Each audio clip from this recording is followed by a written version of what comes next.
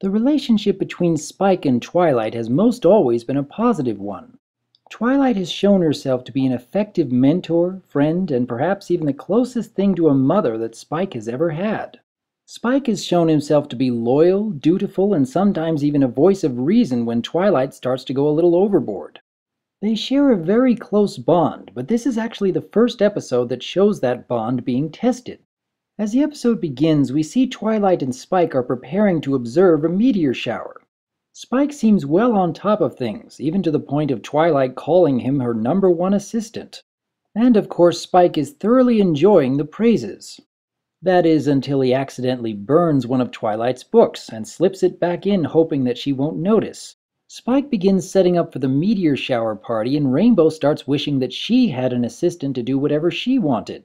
Of course, this gets Scootaloo all excited to fulfill that wish. But Rainbow just tells her to take out the trash and doesn't seem to give it another thought. At this point in the series, Rainbow is still not being very sensitive to the feelings of others, and really just likes getting the attention. This gives us yet another moment in MLP that makes us really appreciate just how far Rainbow has come in the series. I really enjoy the fact that the writers are actually developing these characters and not having them just fall into a static routine. As the shower comes to an end, it seems that Spike is completely tuckered out. Considering that no one else seems that tired just yet, even the CMC, I would guess that Twilight has been keeping Spike awake on previous nights with all of her work on checklists. When Twilight is attempting to write her thoughts on the meteor shower, and actually shows some rather impressive knowledge on what they really are, she is interrupted by the wind blowing her parchment away.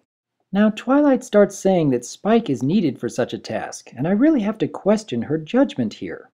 In what way would Spike actually be better at tracking down a lost parchment?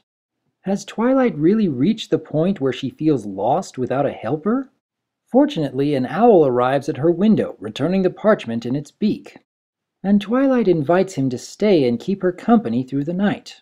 When Spike awakes the next morning, he is immediately panicking at how late he is on the normal day tasks.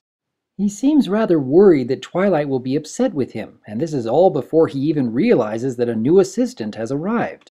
And when Twilight does tell him about Owlowiscious, Spike immediately gets even more worried about someone else starting to help out.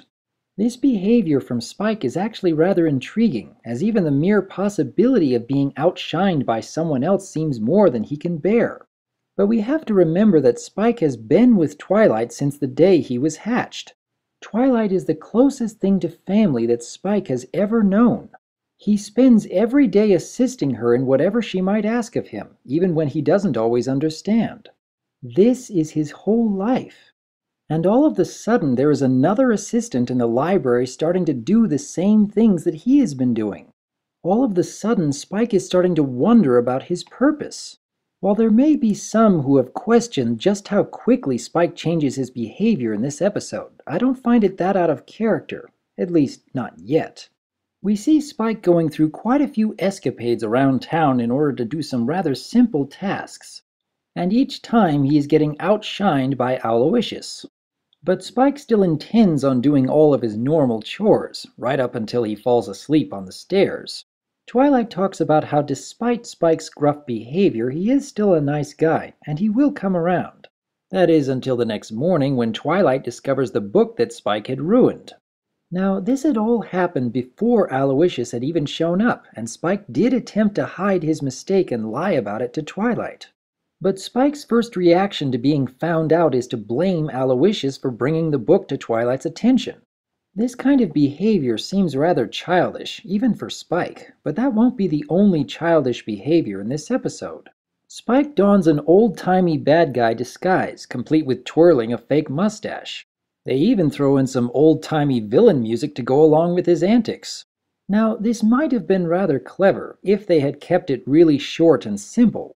Or maybe if they had gone all the way by changing the animation to have a more old-fashioned look, and maybe put in some text on screen to complete the parody of silent film. But the way it is now just seems drawn out, without enough creativity put into the scene to keep the audience invested. Instead, it seems very cliché, with some rather predictable results. And Spike still seems to assume the worst by believing that Twilight doesn't love him anymore. So Spike comes to the conclusion that he should run away and be on his own.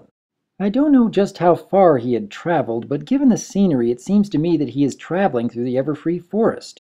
When he comes upon the cave with the enormous piles of gems, he doesn't stop for even a moment and try to think about who or what could have put all these gems here. In many other episodes, Spike can be the voice of reason when the others are not thinking clearly. In this case, though, it seems to me that the gems themselves are causing Spike to become more instinct-prone, much like how his behavior was during Just for Sidekicks. So naturally, Spike is getting completely overwhelmed when the full-grown dragon arrives to reclaim his hoard. It is impressive to see Owlowiscious being so willing to distract the dragon and lead them all to safety. That would certainly take a lot of guts. But we still end up with a conclusion that seems very similar to many stories that we've seen before. And even the lesson doesn't really stand out all that much. All in all, I actually had a lot of trouble focusing when I was watching this episode. Much like with the Showstoppers, this episode just feels lacking. Like they had an idea for an episode, but not nearly enough story to fill out the time. But while I did enjoy some of the filler sequences in the Showstoppers, I really think they could have done something more with the filler sequences here. They had a few cute moments and it got a few chuckles here and there, but overall I feel that this episode kind of fell short when compared with the rest of Season 1. Much like with the Showstoppers, I feel that this episode would fall into the okay category.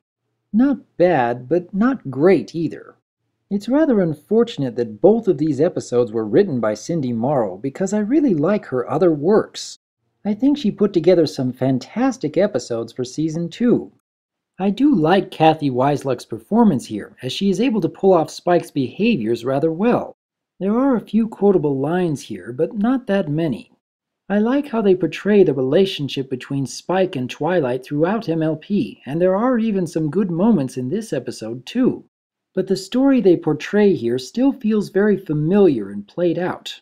There are some possibilities for theories from this episode, but it doesn't even come close to how much my mind was buzzing with ideas that came from the Cutie Mark Chronicles.